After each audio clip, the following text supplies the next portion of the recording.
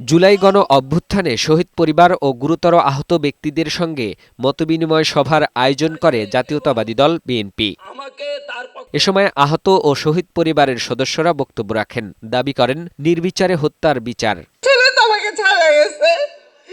আমি কি নিয়ে বাঁচবো?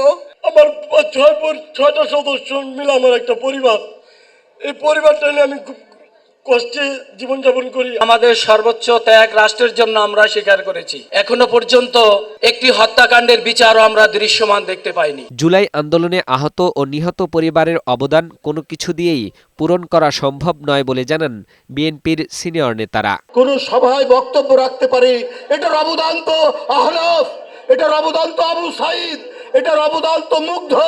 আমি যদি দেশের জন্য শহীদ হই, দেশ আমাকে স্মরণ করবে এবং দেশ আমার হত্যাকারীর বিচার করবে। আমার পরিবার যারা অসহায় হয়ে পড়বে সেই পরিবারের দায়িত্ব নেবে। এ সময় প্রধান অতিথির বক্তব্যে বিএনপির চেয়ারম্যান তারেক রহমান জানান, ৭১-এর মুক্তিযোদ্ধাদের মতো সার্বভৌমত্ব রক্ষায় জুলাই যোদ্ধারাও ভূমিকা রেখেছেন। ২৪শে গণ অভ্যুত্থানের আন্দোলন কোনো ব্যক্তি, গোষ্ঠী বা দলের আন্দোলন নয়। এই আন্দোলন ছিল সত্যিকার অর্থে অধিকার হারা গণতান্ত্রিকামী মানুষের গণ আন্দোলন। ২০২৪ সালকে যদি সুসংহত করতে হয়, তাহলে দেশের সকল নারী, পুরুষ তথা প্রতিটি নাগরিকের রাজনৈতিক এবং অর্থনৈতিক স্বাধীনতা নিশ্চিত করা অবশ্যই প্রয়োজন।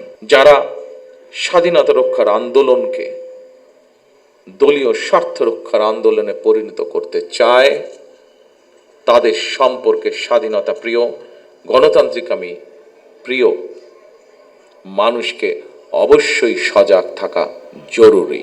বিএনপি ক্ষমতায় গেলে জুলাই গণ অভ্যুত্থানে শহীদ ও আহতদের উন্নত চিকিৎসা এবং পুনর্বাসনের জন্য আলাদা বিভাগ গঠন করার ঘোষণা দেন তারেক রহমান। বাংলাদেশের মানুষের সমর্থনে বাংলাদেশ জাতীয়তাবাদী দল আগামী দিনে সরকার গঠনে সক্ষম হলে, যাকে আমরা হারিয়ে ফেলেছি তাকে তো আমরা ফিরিয়ে আনতে পারবো না, কিন্তু যারা পেছনে রয়ে গিয়েছেন সেই পরিবারের সদস্যদের বিভিন্ন সুবিধা অসুবিধাগুলো যাতে দেখভাল করতে পারি, সেজন্যই মুক্তিযোদ্ধা মন্ত্রণালয়ের মধ্যে আমরা আরেকটি ডিপার্টমেন্ট তৈরি করব।